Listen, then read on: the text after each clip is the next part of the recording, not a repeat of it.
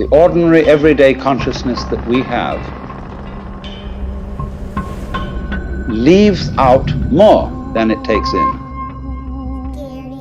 You remember the children's book when you were growing up about the family of bears? The Berenstain Bears. No. The ordinary, everyday consciousness that we have Berenstein.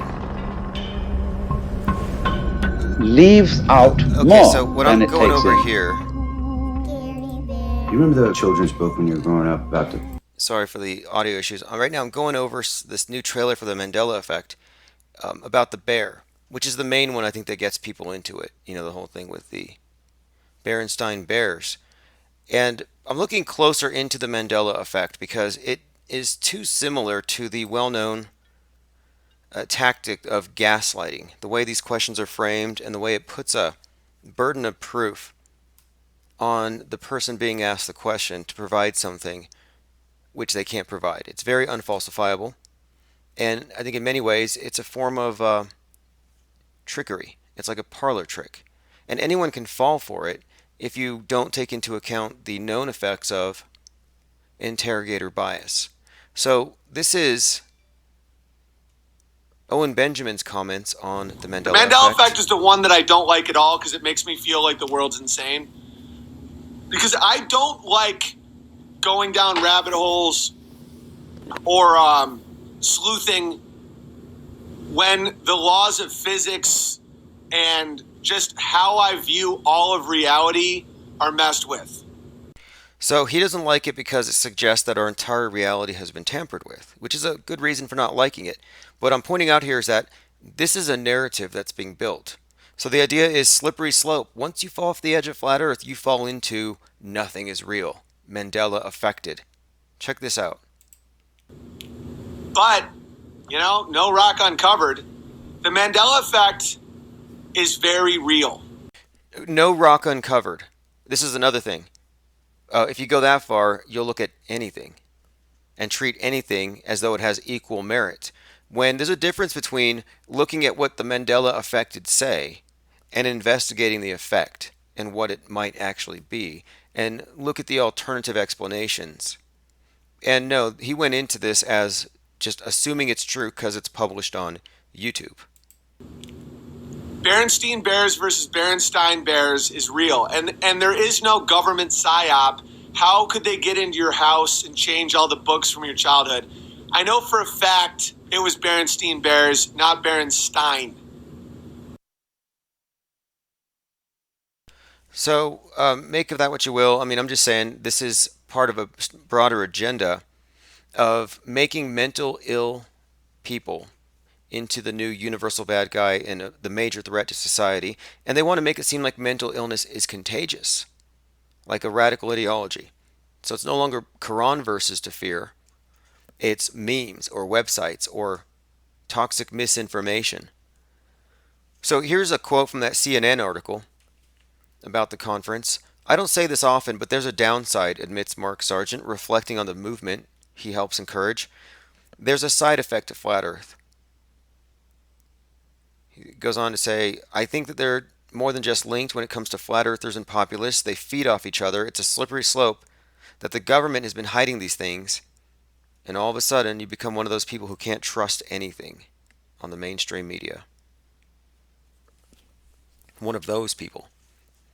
What about those people who trust everything they see on the mainstream media? Those ones are the real threats to your public health. Yeah, Owen Benjamin said some pretty nasty things about Jewish people. And that's probably the reason why he's being banned. A lot of these people are wrecking balls. A lot of these agent types. They act like they're fighting for free speech, defending the First Amendment. This guy doesn't give a crap about the Bill of Rights. Owen Benjamin doesn't know what the hell the Bill of Rights is.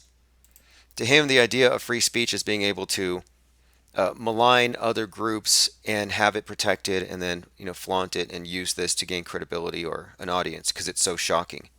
But no, it's not necessarily the same thing as funny. Shocking and funny are two different things. And so when he says things like, every time you watch a Hollywood movie, a Jew takes a dump on your soul, like that's a direct quote from his comedy skit that the flat earthers at the conference were laughing at. I mean, these people were actually laughing at this stuff. And I'm like, I don't know if I would say that about any group or really any individual. I mean, it's a horrible sentiment. But my point is, the reason why this guy's probably been, disinvited from a lot of places is probably a valid reason. Like maybe you just can't take him out in public. And that's kind of the impression that I got. I mean, no offense to the guy. I mean, he did his job. He got paid to or entertain, and it was entertaining. He called Greta a B word, but minus the bigotry, it was all good. I mean, he calls them grabbers. So many names for Jewish people just came out of this guy, and if that's your definition of comedy, I've never been into ethnic comedy. I think a lot of it's just kind of cliche and boring. A lot of it just sounds recycled, like stuff that might have been funny 15 or 20 years ago. But things have moved on. For some of us anyway. And right now, I actually think that the intelligence agencies are kind of done trying to fuse conspiracies with Jew hatred because it's not getting anywhere. And I think now they're trying to infuse conspiracy theories, or not conspiracy theories, media deconstruction, but what they call conspiracy theories. They're trying to infuse it with the appearance that we all have madness, that there's some type of mental illness associated with the Mandela effect, and that we all have it. So I looked into the Mandela effect for myself, and there's a very easy explanation for it. It works like this. If you call up your best friend and you say, "Have you noticed anything strange about your peanut butter lately?" Chances are they're going to say, "No, what's with my peanut butter? Has it been recalled?" And you'll say, "No, I'm asking, is it Jif or Jiffy?" And they'll say, "I don't know, maybe it's Jif." And then you find out it was Jiffy. And they say, "There, gotcha. Reality shifted and you have proof. It's in your mind. You have residue. You have residual memory of the previous universe where it was Jif, not Jiffy." So, whereas before it wasn't even a question, now the interrogator frames it as a question. It's kind of like if there's a group of people in a room and a wallet is said to have disappeared, and you start asking people. This is why interrogating witnesses is so, it's almost like a science. And you have to be careful about what they're exposed to before you talk to them and how the questions are phrased. Because you could create memories in people. You could create impressions. You could goad people, especially there are certain conditions. Like a little cognitive dissonance goes a long way to getting people to going along with things, to becoming suggestible. So you get them to think about it for a minute, and they're like, well, they don't really know. That's cognitive dissonance. Is it Jif or Jiffy? Unanswered question. And that question mark is a nagging thing. They want to get rid of that little bit of discomfort, that disharmony, that dissonance. So what do? Well, the natural impulse, and this is just built into our operating system, is to go with the emotionally satisfying answer that comes from your short-term thinking, which is reinforced by the confabulating left brain. So basically, you're able to go with the answer that feels right, and you find some memories that kind of hint at it or support it in some way. It's the exact same feeling you get when you're taking a multiple choice test and you don't know for sure. You're like 20/80 on this one, 60/40 on that one, and so you think about it until which one feels right. Well, that feelings-based response, that's not the same thing as critical thinking. And so when someone grabs onto one of these things, this feelings-based response or answer that feels right emotionally, that's satisfying, it reduces the harmony. Now they feel good again. Okay, I'm right. Feels good to be right. But they actually feel good about being right on the wrong answer or a non-answer. Maybe it was never a question in the first place. Maybe the engines on planes aren't moving around all the time because reality's shifting. Maybe these things are iterative developments where every new version has slightly new changes to it, to the cockpit, to the wings. Doesn't mean reality has changed. It just means the last time you really took note of it, it was different. So they have all these discrepancies that they're blaming on the universe shifting instead of on human memory or possibly on the influence of the interrogator. And there is an interrogator bias here. The Mandela affected is a proselytizer. He's already a believer. This is where it's at. It says the Skippy peanut butter confuses people. It was Skippy, not Jiffy. Common mistake. Well, sure. And another thing, how old were you when you were associating with Fruit Loops. Like when you were a little kid eating Fruit Loops, phonetically F-R-O-O-T makes sense. U-I-T, I-U-T. How many times did you get that wrong before you figured it out? So you're a little kid, you're getting things handed to you as far as your education in a very simplified version. Like the Risk game I keep bringing up. If you look at the Risk game, South America is right below North America. It's because it's stylized. You look at a globe, South America is actually to the bottom right, and the Panama Canal is north-south, not east-west. The Mandela effect will say reality shifted. Well, when reality shifted, they forgot to change the Risk games. And they'll say, well, they don't change the games in order to mock us. Okay, that's, to me, they're reaching, obviously. And here's the thing.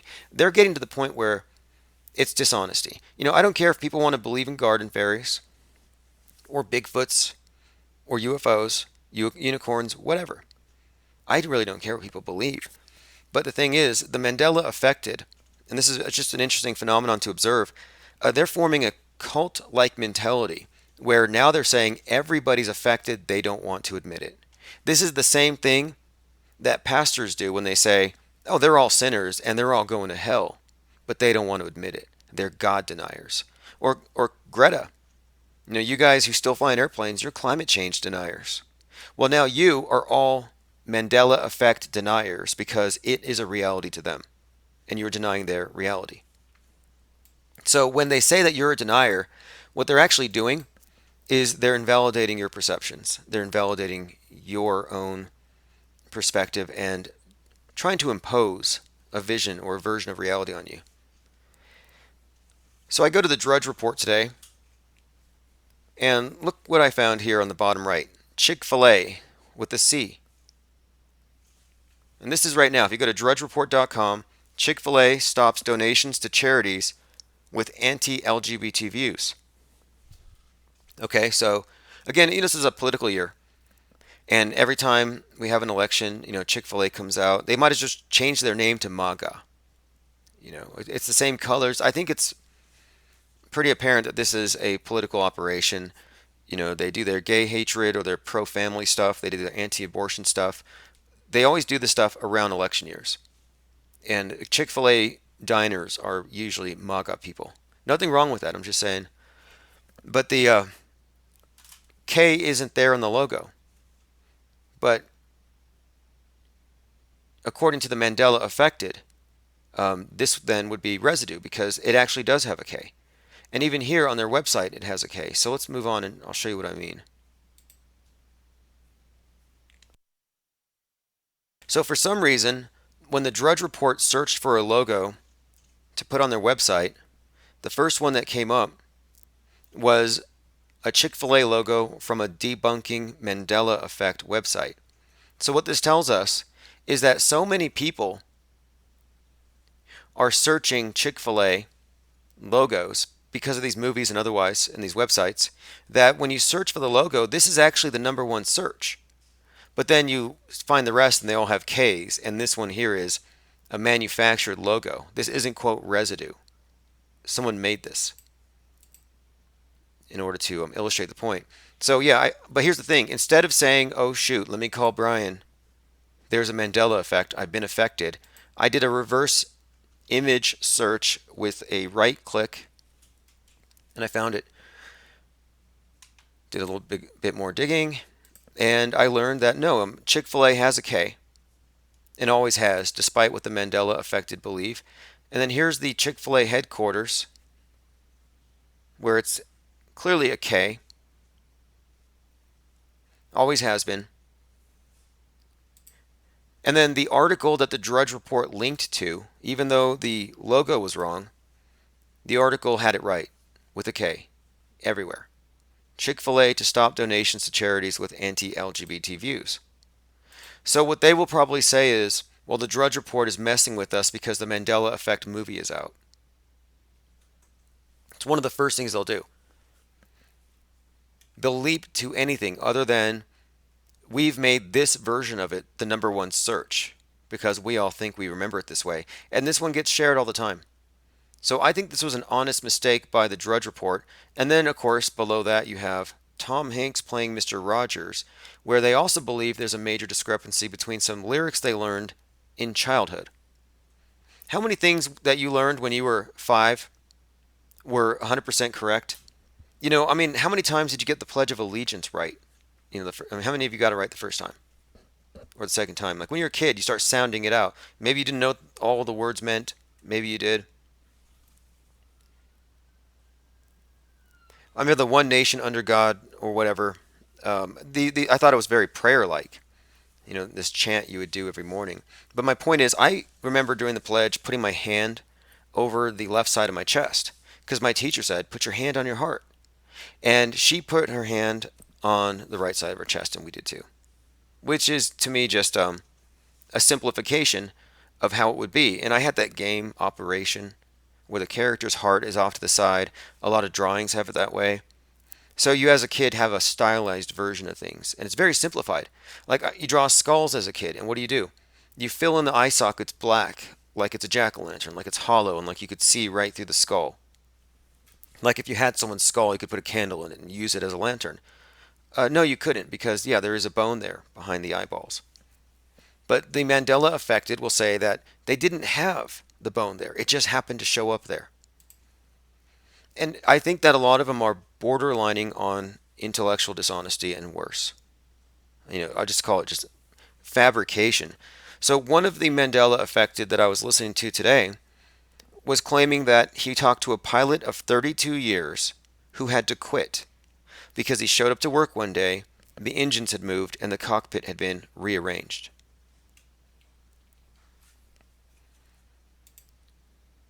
No evidence of this, of course. And then we've seen other things. I know people who are very familiar with the Mandela affected crowd who have moved away from it, and they find that those who were or still are Mandela affected are pretty hostile towards those who've seen through it.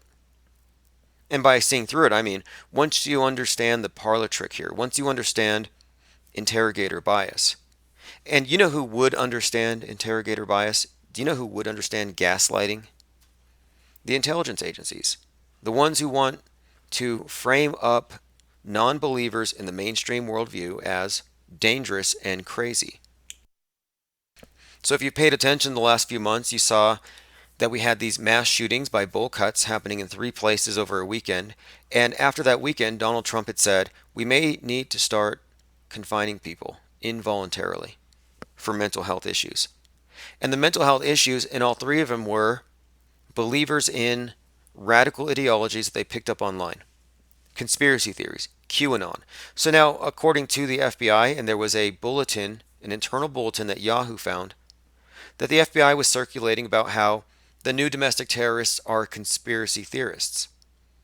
So what they've done is they've managed to frame us up. That's what they're doing with these fake shootings, is they're framing different segments of the population. For example, when Jussie Smollett faked his own lynching, he was framing white people, specifically Trump voters, the bad ones. When they had these shootings, well, they're framing white kids with guns, right-wingers, people who could be branded as racist, which, as an attack, it's something you can never walk back. And so these are really malicious attacks by the media against select demographics to make us go to war with one another. And it works. It works all the time. I mean, that's why our parties are so polarized. This is the perpetual war. But one of the things I've noticed with this Mandela crew is if you don't believe it, not only are you considered to be affected and in denial, but they treat you like you're an enemy. They say horrible things about you. They insult your memes. They excommunicate you. You basically become an apostate. And that's worse. And this is very typical of cults and religions where, I mean, look at how apostates are treated in every other religion. Or as God put it, it's better to have never known me than to have known me and rejected me. Because if you never met God, well, maybe you could still be converted. But if you met him and you said, oh God, what a repulsive narcissist, and you leave, he never lets you back in. And this is how all cults are, because cults are inherently narcissistic constructs.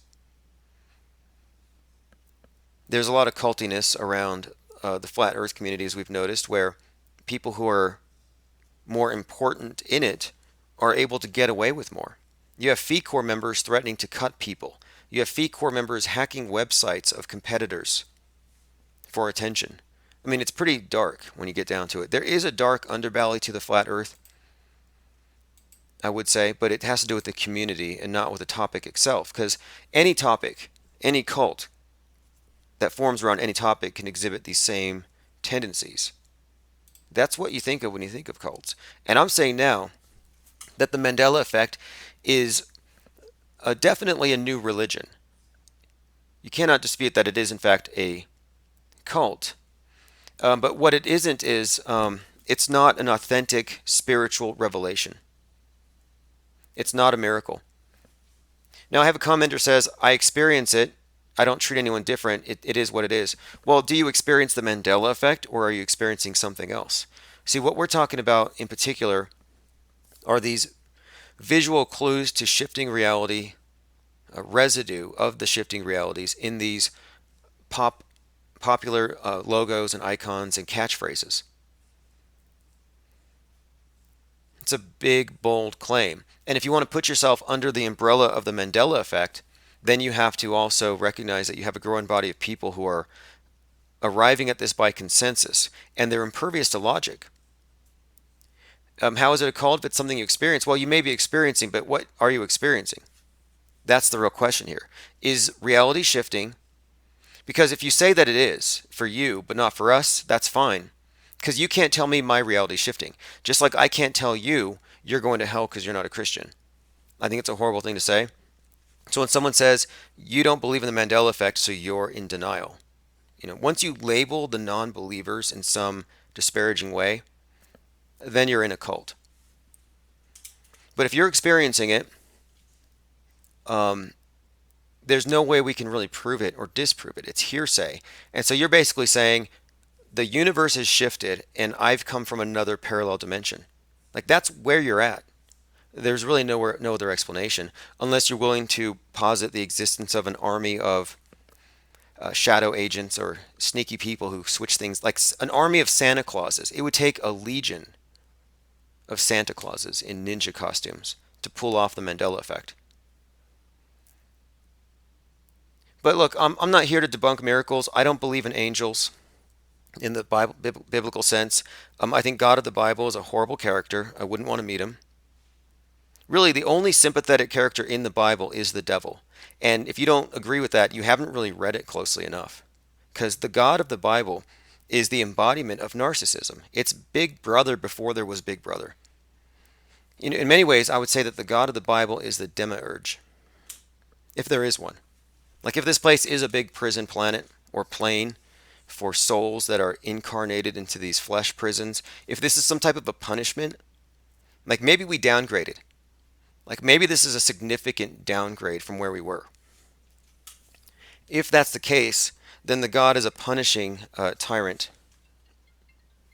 Let me go ahead and open phones here. I want to go through a few more things. Here's what I want to talk about, the double bind. So this is where the Mandela effect has its explanation in human psychology. And I don't believe that anyone here is going to like it. Or rather, the Mandela affected will not like this. Joseph says, I'm Mandela affected, but your way is harsh and it lumps us together. We're not alike. Yeah, you are alike. You see, you've all been tricked by the same exact parlor trick. So when I say parlor trick, basically it's a ploy that plays into your suggestibility as a human being, like a hypnotist can do. It's called interrogator bias. No, the Mandela affected, they say you can't clump us together, we're all different. No, you're all Mandela affected.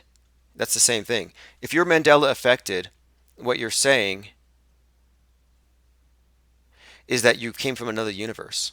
That's what you're saying. And you want to say it, go for it, but I'm not going to tell you I'm an alien without proof. So prove to me you came from another universe. And then also, if you haven't read the explanations for what causes it, as in, if you haven't tried to diagnose it, by the conventional explanation, then you're too ignorant, really, to assert that you know it to be true. So a double bind is a dilemma in communication in which an individual receives two or more conflicting messages, with one negating the other. So this is an example of a double bind where, is it Jif or Jiffy? Well, it's both. This is the definition of a double bind. Is it Jif or Jiffy? It's both. Like it's Jiffy now, but it used to be Jif. And where I came from, it was Jif. So what I'm saying here is that you have fallen victim to a double bind dilemma. And the only way you can rectify the dilemma is assuming a mystical cause, that God did it, that it was a mystical thing or a miracle. So you're asserting a miracle. And yes, the Mandela effect implies you came from another universe. It does imply that, a parallel universe, just like this one. So the double bind, again, this is a dilemma that they gave you. Here's a dilemma, Jif or Jiffy. Well, what if it's a false dilemma? What if there's no answer? A double bind is a dilemma where an individual receives two contradictory messages where one negates the other. And then here's the second part of it. It creates a situation where your response to it results in a failed response, one way or the other. You will always be wrong. Now, this is critical because the guy who formulated the double bind theory is big in the realm of deepfakes, neolinguistic programming, and weaponized anthropology. This is Gregory Bateson, who is the husband of Margaret Mead. Margaret Mead, of course, is the one who you may know from Anthropology 101. And the idea behind weaponized anthropology is these, and they're OSS, now CIA. So the OSS agents learned how to infiltrate, how to blend in, how to lead the sheeple from the street level up. Weaponized anthropology is basically group psychology manipulation, and this is how the elites control us. And so what I'm suggesting here is that those of you who feel like you're Mandela affected, I want you to know that the CIA has basically Manduzled you. That is what happened. Now you might feel different, but you don't know different, and your feelings are not tools of cognition. And the problem with the Mandela affected is you arrived at every conclusion through an emotional response to the question. It's that simple. So they tied you in a knot. So whether you say it's Jif or Jiffy, you're wrong. Because if you say it's Jif, it is Jif, but it used to be Jiffy. If you say it's Jiffy, but now it's Jif, well, you're right, but the world says you're wrong. So the double bind theory was that this is a form of controlling people without open coercion. Listen to this. The use of confusion makes it difficult for them to resist. So the guy who came up with this theory suggested that what we know of as schizophrenia or mental illness, the symptoms that where a person becomes fixated on their own delusions to the point where they alienate friends and family, and they really believe their delusions for life, that can be induced purposefully through double bind communications. The intentional induction of mental illness is what they specialize in. And I'm saying they got you. If you're Manduzled, they got you. So it's more than just a damned if you do, damned if you don't paradoxical situation.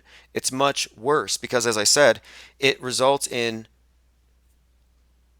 a person trying to get rid of the sense of unease that comes with not knowing the answer to arriving at a sense of certainty that is pretty much like cement. Once they become certain that it was Jif, not Jiffy, good luck trying to change them back. Now, let's move on a little bit here. Okay, so the double bind is also inherent in, like I said, schizophrenia, but it's the catch-22. That's another double bind situation. Now listen to this. The field of neurolinguistic programming makes use of the double bind, asserted that a message could be constructed with multiple messages whereby the recipient is given the impression of a choice, although both options have the same outcome at a higher level of intention.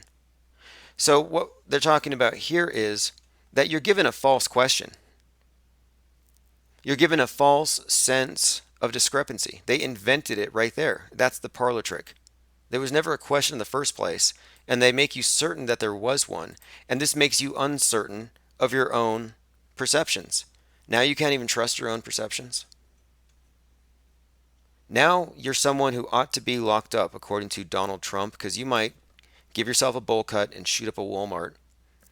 So Bateson proposed that schizophrenic symptoms are an expression of social interactions in which the individual is exposed repeatedly to conflicting injunctions without the opportunity to respond to or ignore them, to escape the field.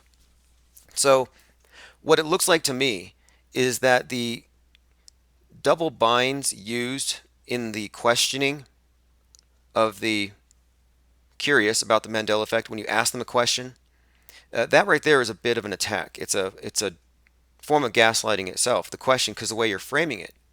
So you're framing up these questions which are inherently contradictory, where however you answer it, you're wrong. Because if you're right, you're wrong according to the world. If you're wrong, you're right according to the world, but now you're in denial of reality according to the Mandela effect who are asking the question.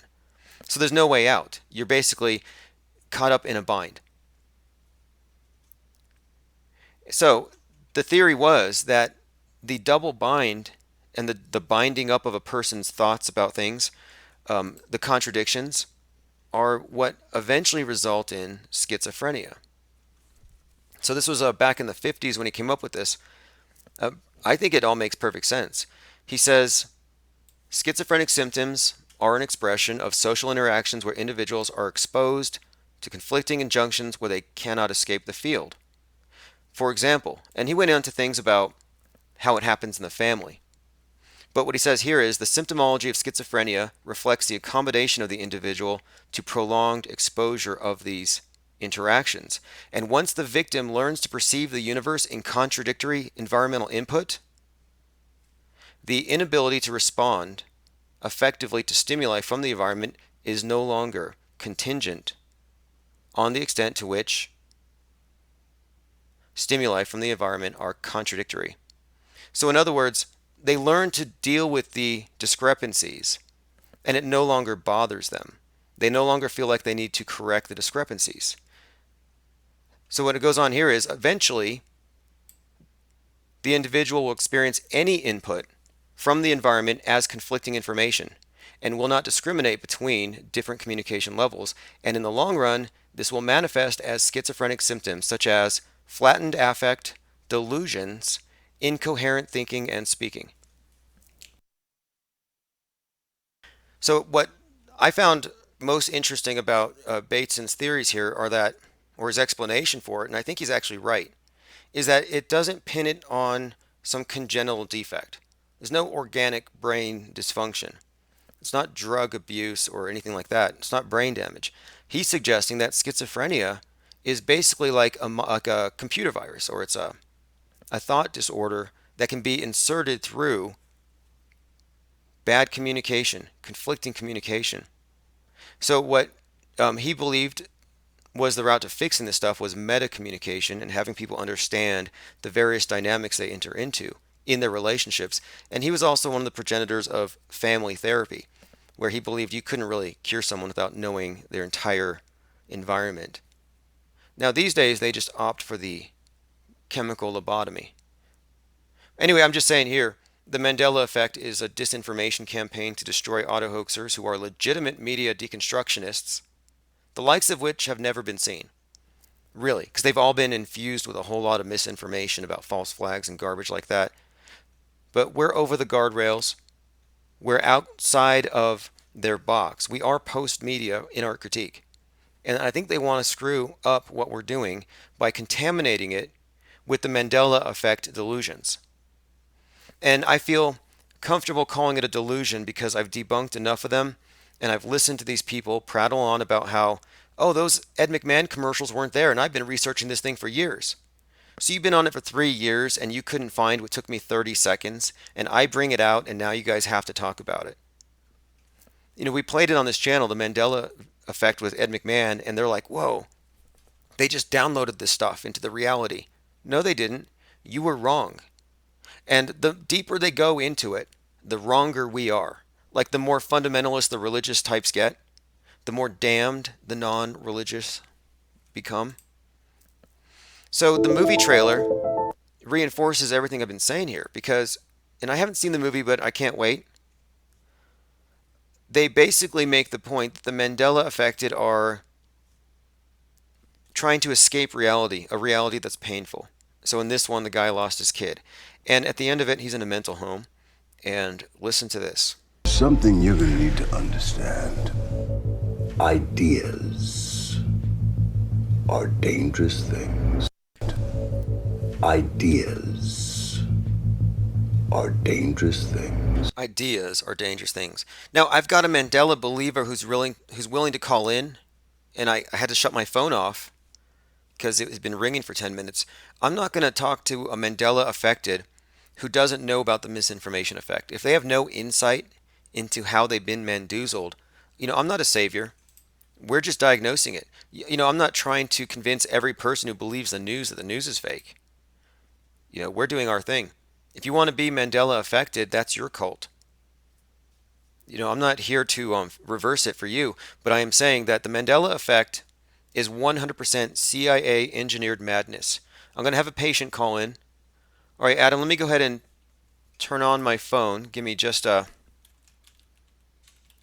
moment here and get the ringer on. Look, they're inducing madness, and I can tell you this is part of the bigger program, in my opinion, of weaponizing psychology or psychiatry. And this has been going on for a long time, and they do this on the back of every single shooting. It's not a miracle. I'll be right back. I'm going to turn my ringer on. 90 seconds. The Mandela effect is in crisis. This is Mandoozled by Symbia, and yes, the Mandela effect is in crisis. The Mandela effect is in crisis. What's happening with the Mandela effect is basically it has collapsed, like a couple of universes collapsing into one. It's the black hole, right? What's happening with the Mandela effect is basically It's all just a title. You're never gonna know who the You don't understand science. How's that? You don't fucking understand science.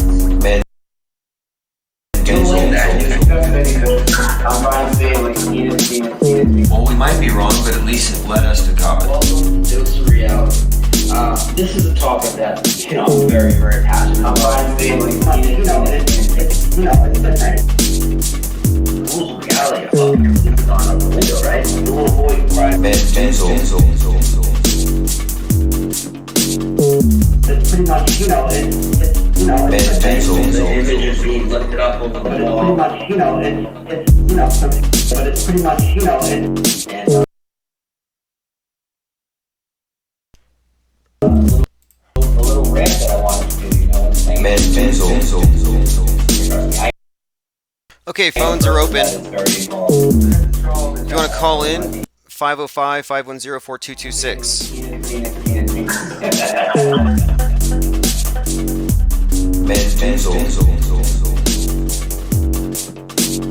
And that's the level of intelligence that we're dealing with. Enjoy the recycled urine, and thanks for helping to work off America's debt to Chinese. The Mandela effect is in crisis. All right. What's happening with having some trouble here getting the ringer turned on? Okay, it's on. So if you want to call in about the Mandela effect, if you're affected by it, if you've been affected by this CIA-induced madness, call in and let's talk about it. I'm not judging people who are affected, or if you believe it's a miracle, that's fine. If you do believe it's a miracle, though, that in itself is noteworthy because the religions of the world have been manufacturing miracles in order to gain believers for a long time, and this will make believers. Hey, what's up, caller? Are you affected? Let's see if we're on the same timeline here. You there? Yeah, I'm here. Okay, so what's your take on the Mandela effect? Somebody said that they were erasing the effects. Yeah, I said that. Okay, so basically, first of all, I just want to say I I totally agree with majority of the things that you say. I respect everything that you do. I just feel that when it comes to the Mandela effect, I feel that you're taking more of the conventional approach towards debunking it. And I'll explain what I mean in a second. Okay, Uh, one thing though, sure. when we talk about convention, I do want to say that the Mandela effect does validate conventional astrophysics and heliocentrism, the theory of gravity, gravity waves, all of that conventional pseudoscience is validated by the Mandela effect. But go on. Okay, sure. So like with okay, all right. So with the Mandela effect, the way I look at it, it has nothing to do with like us being in parallel dimensions or anything like that. It's not anything supernatural. Okay. I learned a lot of stuff from you. Basically, you would talk about how they deep fake us when it comes to things like prosthetics, faking, making people into other people and all this other kind of stuff. So, what makes you think that they're not going to use the same kind of tactics, but with the internet? Okay, and I'm going to give you a good example of what I'm talking about. Okay, first of all, when we're talking about reality, the only reality is what's going on right now, right? Like the past and the future don't really exist. It's just right now. And so what they do is they take basically all of our memories. They pretty much changed all of the information or most of the information that you find online. Wait, They pretty much, who's the they? First of okay, all, good question. Good question. I'll be honest, I don't know exactly. My guess or my theory is those who are in charge of what's going on. I feel like they have taken pretty much kind of like when it comes to the flat earth movement on YouTube. Whenever you look up flat earth, you can't find any good information on it unless you happen to already know where to find it. They did the same exact stuff when it comes to a lot of the things that have been Mandela affected. And the reason why I'm so excited to call is because I'm going to give you some proof right here and right now. wait, really quick though. Just Okay. as far as like when you go into formal debate or whatever, when you have to Hmm. insert a they, technically you're using the divine fallacy, and this is what the Globers do when they insert gravity to explain things they can't explain. Anytime you have to Okay. add in something, some like God or some mysterious force, it's a they, and that they is kind of a fallacious thing to enter. But go ahead. What are your proofs? Okay. Okay, well, I just want to say I like that. I can't deny that. I just don't know who. I don't know who the entity is who's responsible for this. Just like we don't quite know who exactly is in charge of some of the psyops that we see, but we We sometimes do. we We might. do, though. That's the difference. The difference between auto hoaxing and the Mandela effect is that we are deconstructing the pseudo reality the media creates. And you guys are taking the mediated reality and thinking that what you're seeing there actually reflects changes in the world out here. And that's why we're saying it's Mendoozled. That's my theory. But go on. I do want to hear Okay, you out. sure. Okay, so okay, one more thing I gotta say this. Okay, my main thing. Okay, I'm gonna give you some proof, but I gotta admit this might work against me. But even if I didn't have this proof, I would still believe, what I'm, in these things because I actually seen it with my own eyes. Okay, it's just like if somebody was to take something like some Crest toothpaste that you use every single day, and then if somehow it was to change, and if somebody told you, oh well, it's always been CRAST, nobody could convince you otherwise because you've seen it with your own eyes for years. And so that's my main that's the main thing that keeps me knowing. But now I finally got some actual proof. So okay, I'm stop beating around the bush. We're gonna do a little bit of hacking today. I'm not near a computer, but maybe if you could try out some of this stuff. If you could go to Google and we'll do a Google search. Okay. Now, if you go to Google, if you just simply type in the original Chick-fil-A the way I remember it, which is CHICFILA, then of course you're going to get. They're only going to show you the current way that it is with No, the actually, K. I'm glad you mentioned this one. The Okay. number one news site on the internet today is the Drudge Report. And on the Drudge Report today, there's an article about Chick-fil-A, and their Hmm. logo on there, if you look right now, is CHIC. There's no K. Oh, that's awesome. So what does that tell you? Well, that I mean, the way I would look at that is, okay, I feel like enough people still are looking at it or thinking that it's still CHIC. Okay, because actually I always thought it was until I heard about the Mandela effect, and then somebody brought it up, and I'm like, what the, so I had to check to see it for myself. And earlier today I went to Chick-fil-A, and there was a guy behind the counter. He was like, dude, he's like, man, like he cut me off. He knew exactly what I was going to bring up, because I was like, hey man, there's something strange going on. And then he's like, oh, are you talking about the spelling? He's like, dude, I've seen that my whole life. Like, that's crazy. And then he said he thinks it's the ones with money, but who are responsible behind it.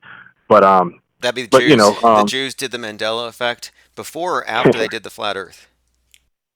well, I wouldn't know. But you see, I'm not okay. I'll just say this, IPS. I'm not one of those people who I just know, man. automatically I know. right. Okay. And even some of the people who run to that conclusion are smart Hmm. enough to know, even if that's the case, it's likely a scapegoat or a proxy. So, Hmm. but I brought this thing up with the Chick-fil-A because the article has it with a K. The website has it with a K and everything else, but the Drudge Report chose the one with the C on it. And so I'm asking, why did they put that one on the Drudge Report a couple inches above, what's his name? Tom Hanks playing Mr. Rogers. So it looks a little funny. But then I did a reverse engine search, and it turns out if you search the Chick-fil-A logo right now, because this is such a popular topic, you will Hmm. get on Bing, you will get the Mandela logo. And if you reverse search it, it actually comes from a Mandela Effect site. So Drudge Report is linking to a Mandela Effect debunk site Hmm. as a source for that Right. logo. So it was a mistake that you guys caused by searching for this logo so much. That's true. Well, I will say this, IPS. Now, okay, I have been doing some of my own, like, research, not as much as I would like to because I don't have a computer. But basically, I will agree that pretty much all of the pictures that you see on the internet are not like any of the pictures that you see of the way the Mandela effect claim it to be are false, or they're made up. Okay, so this Chick-fil-A picture that they're showing is something that somebody created. I can admit that. Okay, the way I see it, whenever they were creating the Mandela effect, because I do believe that the CIA or whoever, okay, I don't know exactly who is responsible, but I want to just say whoever is really in control, I do believe that they created the Mandela effect to mess with the people. However, I'm on a different side than you. I believe that these things were changed, but I believe that the way they simply deleted all of the information and or most of the information, and that's why in a little bit I got some information to give to you. However, this information, there are no more pictures. You're not going to find any real authentic pictures on the internet. However, you can find actual documents from government entities, or like old websites from educational system. um there are Chick-fil-A websites that were made from like other countries, because whenever there's a new website, generally people like to hurry up and get a domain before somebody else purchases that domain. So you will probably be able to find like a Chick-fil-A.fr or something, or maybe not. Okay, but like basically, because I mean, sometimes they might take some things off the internet, but I'll just stick to what I know that I can for sure. Well, really quick though, there are some Hmm. supposed Mandela effects that are just basically misheard song lyrics, or some people think that the song "We Are the Champions" ended one way, the other think it ended another. So some say, well, Yeah. they're remembering it from a live performance versus studio. But whatever the case is, it seems very selective. So this got me thinking, if it's not real, we should be able to create it with an interrogator's bias. So if I ask you a question right now, do you remember it this way or that? Like, was it spelled Mark Sargent or Searent? uh I don't know. You said, was it? Oh, you talk about for Mark Sargent. Yeah, yeah. Does he spell it Sargent or Seargant? I'm thinking it's Argent. I think you're right, but the thing is, just by asking the question, it creates a question or just a sense of a Right. discrepancy as though you should have it perfectly memorized. But if you've ever tried to do a spelling bee, you would know that the human memory isn't perfect in the short term or That's long true. term. And so, like, I have to ask myself, can a Mandela affected person lose a spelling bee? Or do they have an all encompassing excuse? Like, oh, it used to be that way and they changed your dictionaries. Well, that's a good question. A few days ago, I'll admit I was kind of heated. I was listening to like a recording of yours, and you was talking about the Mandela affected people, and you was talking. I think somebody had gotten you kind of like, I don't know, they got you riled up, but I don't think you appreciated somebody calling you a disinformation agent or something, and so you was like, Mandela affected people probably, you know, failed at spelling or something, and got like C's or something. And I was laughing because, I mean, I get your point. I was actually really good at spelling. To be honest, I won a spelling bee, and so, you know, in my mind, like I'm very okay when it comes to the Mandela effect. It seemed like they picked out specific things, okay, that they could possibly trick people with, okay, but in my mind, like when it came to Chick-fil-A, because that's the main Mandela effect for me. Like all the other ones, I kind of believe them, but it's like I don't care enough about them to really, I can just move on with my life. But Chick-fil-A, that's where it hits home for me because I've been going there. I'm from Georgia. I've been going there since I was a child. And so my first memories of Chick-fil-A and several other people, whenever we would look at the Chick-fil-A logo, I can remember asking myself, why isn't there a K whenever I look at this sign? Because we all know that the word chick is spelled Chick, so, I can remember thinking that. And then I'm like, oh, okay, well, Chick-fil-A, that's the restaurant that's kind of like known for, their unique way of spelling things. And, Yeah. and some people, It, well, it's also cursive, and so if you just glanced at it and you heard Chick-fil-A, you could make a K out of the F and the I with the cursive, and so okay. like you do these little memes pop up where every word is misspelled, but if the first and the last letters of each word are correct, most people won't notice the misspellings. So I can see how somebody might just think the K's there because it's phonetic. But you, Right. like you said, you've been around the brand. Yeah, and I'm not gonna lie. Like sometimes I be telling myself, like, I wish it was this simple. Like I've tried to tell myself, like maybe I was just, overlooking it, or maybe I just, but then I was like, no, no, you know what I mean? Like, I've seen it too many times, and I mean the K doesn't look right to me now. Whenever I look at the logo, it looks like it's just bunched up, and it's just cluttery. And to be honest, I don't even remember like the actual, like in the first C of the logo, I don't even remember it looking like a chicken. Like now they got like the little eyes or whatever. And that maybe they did, maybe they didn't. But I know for a fact in my mind, my memory, that there was no K. And when you look at the K, if you look at the new logo, or I consider it the new logo, if you look at the logo, you will see that there are three sixes in it. Okay, of the K. The K alone has three sixes in it, and I know I might sound like a total conspiracy theorist, pointing that out, but No, those no, man. sixes, Observations are yeah. observations. If it's a triple six, it's triple six. We see them all the time. But one point I want to bring up here is that Hmm. when you learn a new skill, Hmm. there's a process of memory formation that happens when you're learning. When you're learning, you're just forming memories. And so, what I'm suggesting here is this: when your teacher says to you, Abraham Lincoln never told a lie, or something, they give you some stupid fact, you form that recollection, that memory. It's a process of absorbing it and then solidifying it in your mind. And I'm starting to think that the people who ask the questions, the Mandela affected, the preachers who say, Jiff or Jiffy, I think they're actually assuming the role of a teacher and they're actually telling you and they're causing you to form a memory to answer the question right. That's where I think the bias Okay. is. And so I think that if you thought it was a certain way and you were wrong, you could actually convince yourself by forming an actual memory in your memory banks that comports to the false way or the old way or the Mandela way. Like, I think this might be a psychological ploy, and it wouldn't shock me. I'm starting to like what you're saying. There could be Hmm. some intentionality here where they set it up in advance to target certain demographics with some hardcore gaslighting, and then they filled up the conspiracy field. I mean, isn't this what they do anyway? Yeah, yeah.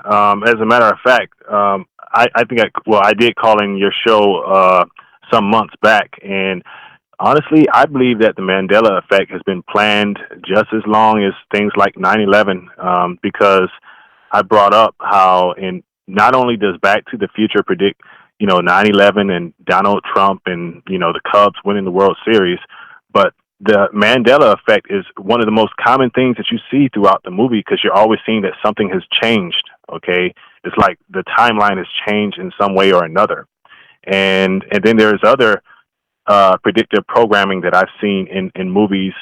There's an old Twilight Zone from like the 80s where it's called Saturday. And this poor guy, he wakes up and all of a sudden everything around him is different. Like he's seeing people that like that he doesn't know and they're talking to him and he's like, what's going on here? And then his own wife, she stayed as his wife, but she started speaking another language. And at the end of the episode, he was so messed up, like he was done. It ended off where he was reading like a children's book, and then he looked at a puppy dog, and then he said Wednesday. Okay, he had to learn everything all over again, and nothing made any sense. And I was like, oh my God, if something like that was real, oh my goodness, like that would be a nightmare. And here it is. I'm starting to realize that. I mean, I'm always going to keep a strong level head, but I believe that whoever is really pulling the strings is definitely trying to make these things become a reality. Like they're trying to play with the people's minds. And when it comes to my mind is like all over the place. No, There's so many you things might I be want onto to say. something here. Okay, so I was looking this Hmm. morning at that ceremonial opening for CERN, and then I was looking at images of Tom Hanks at CERN when he was doing that movie about Dan Brown's book, where he references the Last Supper. So in that movie, just go into the CERN place, being Tom Hanks, and then the movie, of course, referencing the Mandela effect regarding the Last Supper, makes Tom Hanks kind of an interesting character in this thing. And now we see him on the Mr. Rogers, which of course is another Mandela effect. And like I said, you go to the Drudge Report, and right above Mr. Rogers is the Chick-fil-A, the way that the Mandela affected, remember it, but not Oh the way that it is. man, And it's in the same side of the screen. And I've been following Drudge since he started, and nothing here is unintentional. There's a lot of inside jokes here if you know what you're looking for. I was So just about to say that. Oh so, my goodness. so what I'm saying here is that it may be a mix of both. What it isn't is it's not God. Right. It's not CERN. If anything, it's the CIA messing with your minds through a systematic process of purposefully induced madness, or Okay. it would make you disaffected, but definitely there is a break there. And then I'm seeing the echo chambers reinforcing it. And if you're tied into an echo chamber emotionally, and it's based Hmm. on something like this, yeah, it becomes a destructive cult where reality and truth is sacrificed for the sake of community. And that's kind of what I see here with the Mandela affected group. And that's why I've noticed they're so Okay. hostile towards me. But I think you might be onto Right. something here because does this look like a coincidence to you? Um, yeah. Well, I mean, you mean like, does all of this look like? Yeah, it all looks to me like this is all something that they created. Yeah, like wow, like what a coincidence. Especially about what you just mentioned, the Tom Hanks. First of all, Tom Hanks, of course, everyone with the what's the name of that movie, Forrest Gump. That's one of the main Mandela effects regarding him. And now you reminded me that now he's going to play Mr. Rogers, who there's a Mandela effect for Mr. Rogers. Everyone wants to know, did he say it's a beautiful day in the neighborhood, or did he say it's a beautiful day in this neighborhood? And my memory, he always said it's a beautiful day in the neighborhood. And so, I've seen Okay, some videos on that. I got a little bit more for you Hmm. then. Okay, so Sure. you have Tom Hanks, Forrest Gump, Mandela effect, Mr. Rogers, Mandela effect. He's on the page here with Chick-fil-A, which you say has a 666 in the logo, and then he's associated with the Da Vinci Code, where in the movie he goes to CERN, which has the 666 in its logo, and then he also played in the movie Apollo, And if you look at numerology, the sun god's always associated with the number 666. So you have this guy who's associated with these certain movies, like I said, Apollo, Forrest Gump, Mr. Rogers, CERN, and then the 666 thing kind of plays into it. So in a way, there's a lot of strong narrative here. And then you look at the ceremony at CERN itself, where if you wanted to take them literally, you might think that a lot of satanic wizards have taken over reality. It's very powerful Yeah. stuff. Right, right. As a matter of fact, like I swear, like thanks for listening to your channel. Like it's helped me out with a lot of this stuff. Like I'm able to, like I do believe, or I realize that, like there are some people or whoever who's behind the scenes. Like you said, this is not God. What I'm saying, who's like behind all of this is kind of like more like I look at it like it's a man-made phenomena, and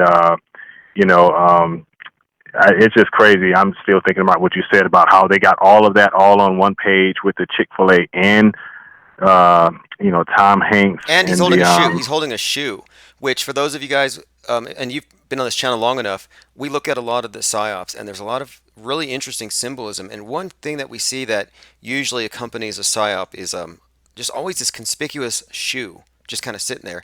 And Tom has been here with shoes all year, taking pictures of shoes on the side of the road. Here he is throwing a shoe. So I'm not quite sure what it means here specifically with the shoe thing, but looking at the big picture here, the characters that are used, yeah, there's something here that's intentional about it. And my theory at the moment is intentionally gaslighting conspiracy researchers or people who see too much or look too deep. Yeah, I was thinking that because I'll be honest, like lately with the Mandela effect, it makes it seem like the ones who are Mandela affected are just crazy or I guess weak-minded, but I don't consider myself to be, weak-minded. And a lot of times I feel like I'm catching on to certain things that, like, I don't look at myself as better than others, but I feel like I'm catching on, or I'm able to actually see, read between the lines. And I feel like I've been targeted, not like they was just like, let's target Adam, but more like they, the ones who are on a certain wavelength, I guess, are the ones who are likely to, be, fall for this or this is going to affect them, basically. That's classic. And Classic limited hangout where if you want to know who's in the know, who might be a threat to the status quo, you leak a little bit. So like a wiki leak, well then, bam, everybody who searched that wiki leak, fake or real, has just outed themselves as a curious person at a certain level of situational awareness. And I always like to make a distinction also between crazy and wrong. Like I'm willing to say that the Mandela affected are wrong. I'm not going to call them crazy. There's a big difference. okay. Well, and I'll be honest, like, I mean, if I was wrong, I just want to know the truth. Well, and wrong, when I say wrong, I don't mean as in like 100% wrong. I'm saying that I think that the Mandela effect theory explanation is wrong. But what you're observing is what you're observing. That's not a byproduct of craziness. And so that's one thing I don't like about the Mandela effect. It's saying that we're crazy for not seeing it. And I'm not saying they're crazy for seeing it. I'm saying, hey, look, if we're observing something, we're observing something. But there's definitely a difference between what we can all observe and what is only subjectively recalled. But looking at stuff like this in the Drudge Report, which is a very popular site, this makes me think that you might be onto something here, and that there might be some intentional tampering. Yeah, well, you see, I'm okay. Basically, what I was some of the stuff that I was going to tell you about is you can still, like on Google, you can still find actual Chick-fil-A, links that link to the Chick-fil-A of the way the old spelling. And, I found like government documents. I found, some stuff. Okay. And, but you have to do a certain kind of search when you get to Google. I want to see this. I want to see this stuff. I'm going to look into it. I'm going to go down this rabbit hole. In between looking for the ISS in my next documentary, we are going to go down this rabbit hole and find all these documents, because if there is any sort of indication that this is intentional, we'll probably find record of it. So what are your thoughts on Ed McMahon? Do you think Ed McMahon is in on it and this was some type of because he's dead now, but a lot of Mandela affected feel like they said, wait a minute, all these videos where he was with the AFP didn't come out until the movie came out. So they think this looks like some Oh, type of a, I don't know, intentional. well, I'll be honest. Like, I always heard about him. Like, I haven't even told my parents about this because if I told them, they would probably say, "Oh yeah, he was." They'd probably say the same things as the Mandela affected people. But like, uh, I think that he was possibly in on it. Reason why is because I mean, at this point, I believe that just about anybody who's really made it this high in society, a lot of times they're part of, they're part of things, like, what's that guy, Stanley Kubrick? He might have died many years ago, but I'm sure he knew a lot about the things that happened way after he died, like, like 9/11, because, I mean, heck, a lot of the stuff that he came out with, I think it was that, Odyssey, that nine. What's the name of that movie that he came out with? My goodness, it's the movie with the monkeys, with the apes.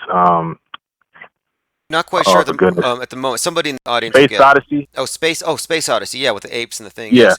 Yeah. Oh, yeah. yeah. Stanley Kubrick faked the moon landing, and with Eyes Wide Shut, I think he told us the secret about the deep fakes. Okay. Well, yeah. Well, you see, in the Space Odyssey, I think it's also called 9/11, right? Isn't it called Space Odyssey 911 or something like that? Or 2001. 2001. That's right. Odyssey 2001. Okay.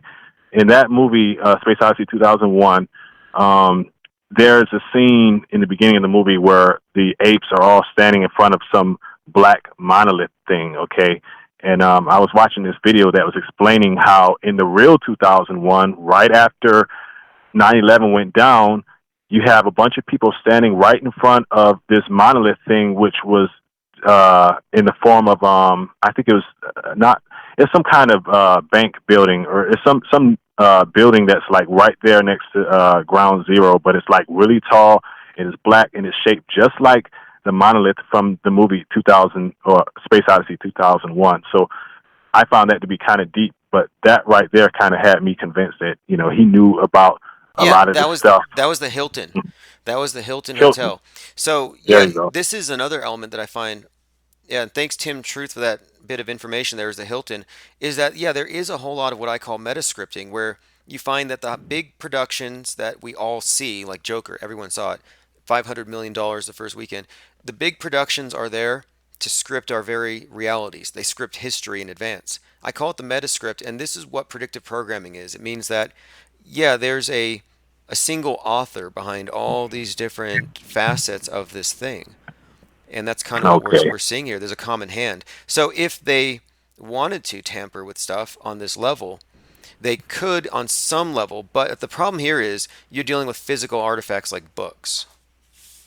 Yeah, I was going to bring that up too. And that's where even me, like, that's where I'm like, I don't know how they pull it off because, okay, I got a friend who said that she heard, okay, at this bookstore that she worked at, she said that one time, like some government agency came in, was burning a lot of books, but, and she kind of explained that she feels that might have something to do with something, but in general, I don't know how they're able to go into everybody's house and change their books or change their old VHS tapes, and because there are things in movies now that when you watch a movie, you're like, hold on a second, that's not the way I remember it, and one of those happened to me too, in the See, movie Back to the this Future. is where I draw the because like with the Ministry of Truth in 1984, the news Hmm. agencies were literally destroying stuff, and the protagonist of the book was charged with destroying certain information. And there was one piece he didn't destroy, so it was still in his mind. He still had it from the previous reality, and that's why he was hunted down and tortured, and they had to extract that bit of information out because they're trying to maintain a single worldview. They're curating, reality real time. But that could be done digitally. But and then mass gaslighting. But when it comes to the physical stuff, that's where even Bernstein bears. Like there's no way you could make that case without invoking that divine fallacy.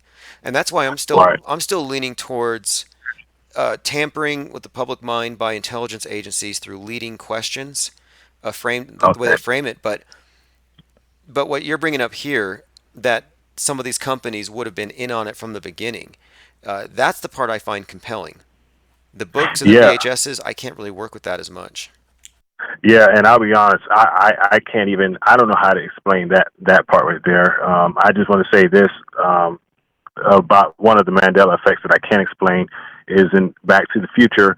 Most people who watched part one way back in the day, if you ask them what kind of vehicle, or most of the people that I asked, if you ask them what kind of vehicle did the terrorists drive, they say, oh, they was driving this like a white Toyota van. It was like this crappy looking van that they were driving. It was like white or gray or something.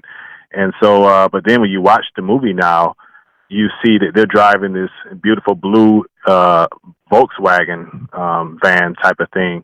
And that when I first seen that right there, I couldn't put. I knew that something. I felt like something was working on my brain. I'm gonna be honest. When I first seen that scene, after many years, I'm like, what is it about this movie that seems different right now? Like, I feel like I'm watching a brand new movie, but it came out in like 1984 or something.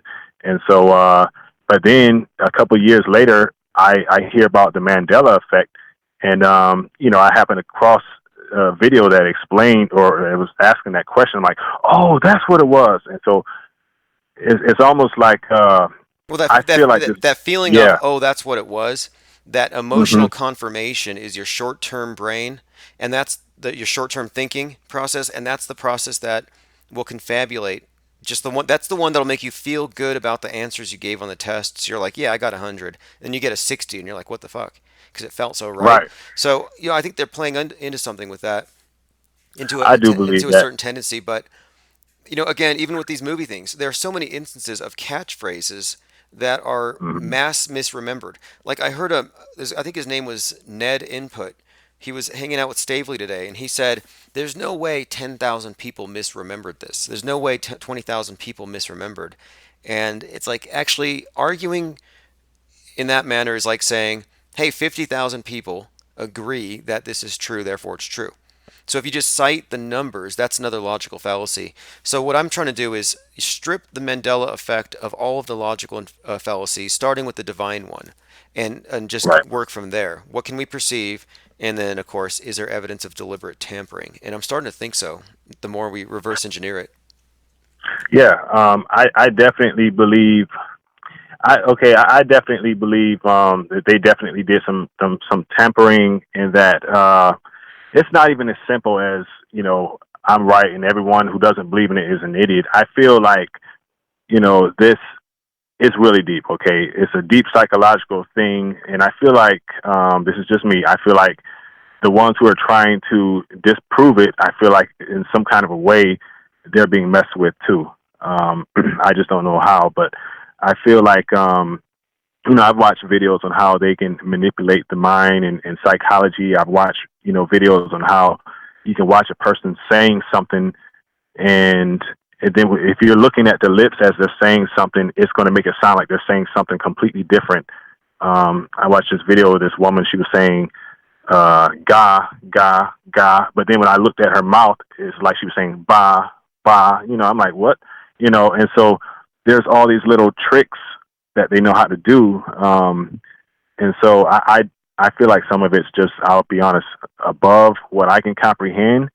Um, but I do believe that the Mandela effect I believe there's more to it. To be honest, IPS, I believe it's more than just gaslighting. Well, I get I that. believe, Look, I wrote a book yeah, called Guardrails, and in the middle of the book, I have a section called Mandoozled. And my main point of it is that there's no reason why somebody would want to disbelieve a miracle after they've experienced it. And so there may be a genuine feeling of having seen through the matrix or cracked through it. And so, I mean, I can't say that you didn't have this legitimate feeling, but was it caused by the Mandela effect? I don't know. Because I mean, I've had things where it's like bizarre coincidences and synchronicities that I can't just write it off as merely a coincidence because they're so improbable that okay, like highly improbable synchronicities happening again and again is what caused me to really question things anyway from the beginning. But I would never draw very much more from it because it's way too subjective at this point. But anyway, well, I have, um, hmm like I said, I agree with your assessment here that there's probably something going on. I don't agree that it's God, but we can figure it out. right, right. Somebody, I've asked a couple people how is Chick-fil-A spelled, and whenever I ask them, they take a second to think, and then they spell it the way that I remember it. And then when I tell them, well, apparently it's spelled this way with a K, what I notice that they'll do is they'll say, oh, okay, well, maybe I was wrong, And so I'm thinking that I feel like a lot of people, in the back of their mind, they subconsciously feel like, well, whatever the current society says something is, then that's what it must be. And so, like, whenever I asked this one lady, how was it spelled? Instead of her saying, oh, well, but I remember it being this way, she was just like, oh, okay, well, maybe I was just wrong. And I'm like, oh, shoot, like, Look, why man, can't I? I always remind myself that more than half the public can be wrong about anything at any time. This is always the case. Misremembered lyrics are a thing, and you can frame a question in a way that it causes people to arrive at answers that are misleading themselves. And so what we're really seeing here is technically, in my view, called the misinformation effect. That's what we can objectively prove. That's all we can objectively say right now as far as if we want to be. But one reason why I even focused on this whole thing anyway is it was being mixed in with auto hoaxing and deconstructing real news. And so I'm more interested in deconstructing real news because what has more of an effect on us? The fact that they fabricated 20 years of school shootings, and so what they do, I think, is the Mandela affected kind of make that stuff seem like small, because it is small. If here you are cracking the matrix itself, who cares about the fake news? Yeah, right. Yeah, I agree. But hey, I appreciate the call. I hope everyone else listening had their questions answered about, where some of you are coming from anyway. You mind if I give you, you mind if I tell you a little bit of something to type in the Google search? Yeah, about those documents for Chick-fil-A. Yeah, just drop it in the chat room if you don't mind, and we'll look into it. Thanks again. Okay, sure. All right. Bye. All right. So let's continue. Yeah, look, some people want to believe it's true. And I don't not want to believe it's true. I used to talk about it kind of jokingly, but, I was just like, well, if it is true, it does kind of insert magic into the equation. So how do you feel about magic? And of course, then you have to also decide, are you going to keep this in the realm of objective reality, or are we going to go into subjectively experienced areas, which is like coast to coast type stuff? Okay, Cam B says, facts, Michelle Obama is Wayne Brady in drag. Let's take a look. Because look, let's say this is true, and this would be a bombshell. What credibility would I have if I said, hey, I think this? Meanwhile, wow, I see. I don't know. I have to see them side by side and their heights, but that's what you're suggesting. Very interesting. Cam B is suggesting that Wayne Brady. I'm trying to see where he comes from. What is his thing? I know it says here, Comedy Zone Worldwide. Is he a comedian? Chicago Tribune.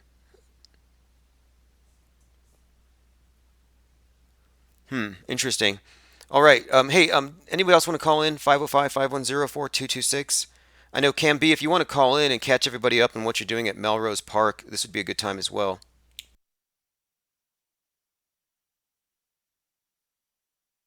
Whose line is it anyway? Okay. Okay, let's take a look. I want to see if Wayne Brady has any resemblance.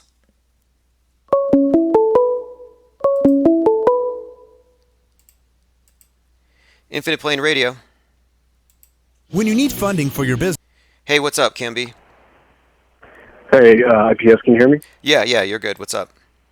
Okay. Yeah, I'm at work right now, so I'm just trying to be quick. But it takes minutes to see if you're I alluded to Michelle Obama being Wayne Brady, I think a month or two ago. And, I didn't want to put my stamp on it. I saw Fearless come out, and we were talking about this, I want to say like a week or so ago. And he was like, yeah, that's definitely Wayne Brady. And he made a video on it. And then I said, yeah, okay. I have to. I finally came to my senses and woke up. That is absolutely Wayne Brady in drag playing the role of Michelle Obama. Okay. So when you see another interview of Michelle Obama, just keep it in your mind that that's Wayne Brady, and it's completely obvious that he's putting on an act and he's in drag.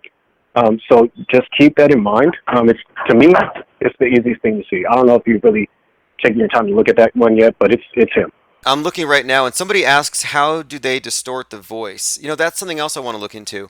We've looked into the facial masks, but I also want to get into the voices and how they pull that off. But I appreciate the call. And just really quick, what's up with Melrose Park? Is that still going on the 24th? Yeah, so it's hopefully for the 24th. It's gonna be last minute. I just got a package in the mail from Aaron, one of your subs, man. He's amazing. He sent me some shirts that I got to go to the mailbox and get them out. Last thing is that regarding a Mandela effect, really fast. I look at it like this: if they're willing to put masks in our faces like on a daily basis, I mean, is it that far of a stretch to think that they would fuck with our timelines? That's all I'm gonna say. Good point. Good point. And that's what makes it so compelling. And that's why when you say a they, people are comfortable citing a they because there's quite a bit of evidence. In fact, I would say the media is all reality tampering. But hey, thanks. Right, and I'll leave with this. I will say this. I think there's something to the Mandela effect. I'm not a big Mandela guy at all, but I think there's something to it because if you look at all these conspiracies, there's always a tiny shred of, truth within every single one of these conspiracy theories, no matter, how big or small. So, I mean, hey, I don't ever close a book on nothing, and I know you don't either, so it's all good. Yeah, exactly. We're going to get to the bottom of it one way or the other. Thanks for the call, Cam B, and drop a link to your channel below so everyone can get the commercial for your meetup. Cool. Thanks, buddy. All right, so Cam B has been breaking down a lot of these, and he's suggesting that former First Lady Michelle Obama is none other than Wayne Brady. Let's take a listen.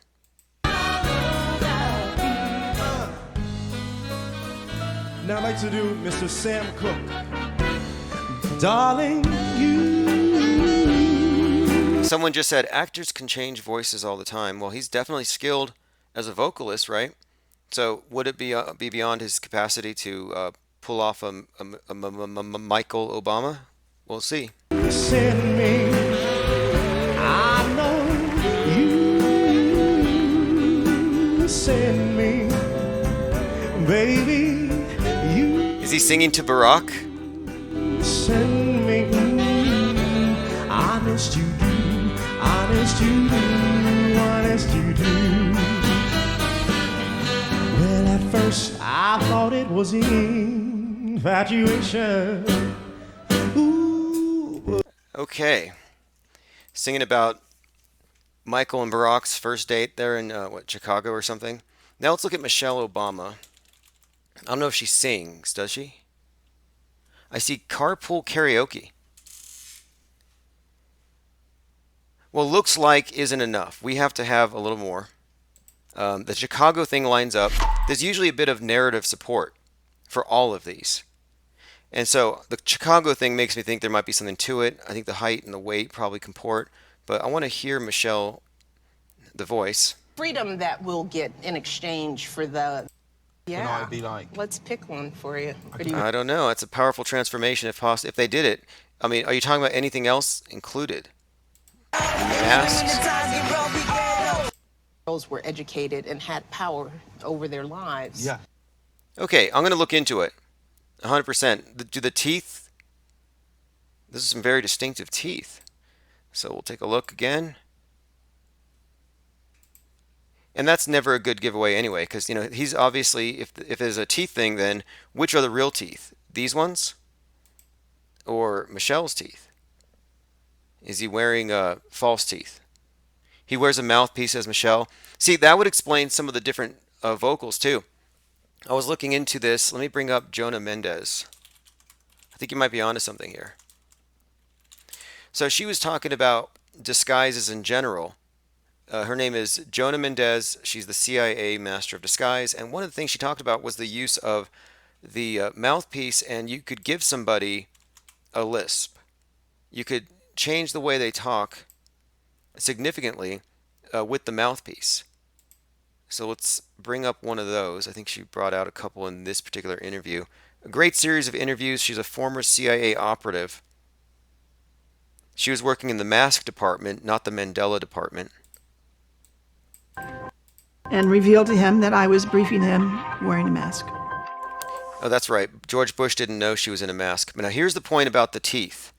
Because it looks like Michelle's wearing teeth, and she does have kind of a lisp, which I think sounds like Wayne Brady's got a mouthpiece. At a forehead, you can do a nose. We could do what we call dental facades. We can change actually the shape Dental facades of your face with the right dental facade.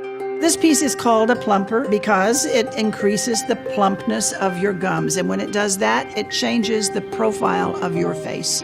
The last thing is artificial palates. We take an impression of the top of your mouth. They can change your enunciation. They can cause a slight... See that? They can change your enunciation.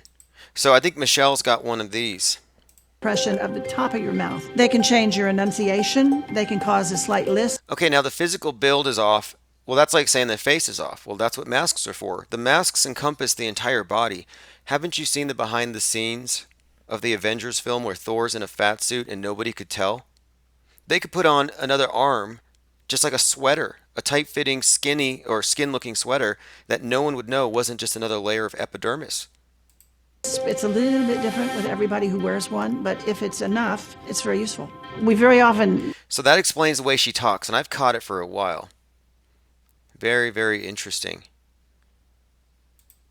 Well, look, we're on the world stage. The directors are definitely Shakespearean. They play a lot of jokes, a lot of inside jokes, which we are privy to because we've been paying attention. But somebody said look online for Wayne Brady in a dress. Has he already done that?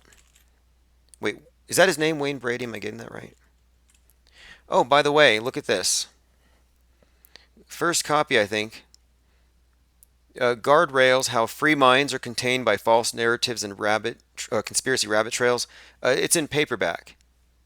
So let's see how that's doing. It was number 1 for Kindle in the free section on censorship for the last few days. Yeah, and look, they use full body suits. Fearless TV says that's definitely him. He's done lots of stuff in dresses. Okay. Like each one of these is another case. And what I look for is one, the physical resemblance, sure. But that's almost secondary to the narrative structure that would even support it, as in timelines, locations. Are there photos that contradict it? So we've been digging on all of these before we make these assertions. And here's the thing. If you're dealing with a story or a scripted reality, then why wouldn't you have inside jokes written into the script? Okay, so the paperback is number 90 in censorship. Well, that's in the Kindle store. So it's in the top 100. That would be that. I want to see how the paperback's doing. It's not an audiobook yet. Number 220. I don't know if it will be. I also have the Auto Hoaxer Handbook, Living in Truth at a Time of Universal Deceit, and The Secret Religion of the Elite, and God is a Narcissist. These are all available at Amazon, but you can also get them through infiniteplainsociety.com. Easier. Okay, so I guess I want to close this up for now. I'll be taking calls later on tonight. We're working on a documentary that has to do with the school shootings, or rather the drills that are meant to protect us from school shootings. I do want to do some more searches into this stuff. If you are in our Discord server, drop links. If you have pictures of Wayne Brady where he looks, like any pictures where you can demonstrate, what we're asserting here will help.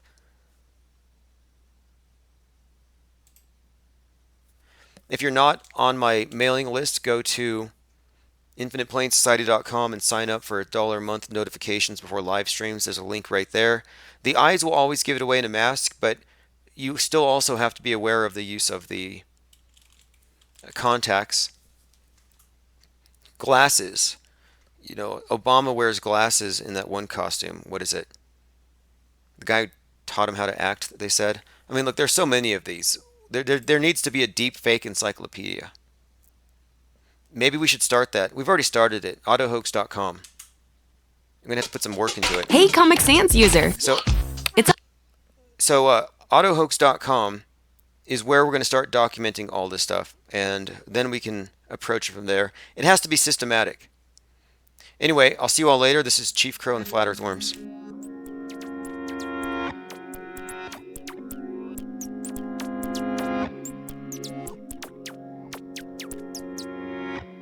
I'm on Autohoax and it feels so good.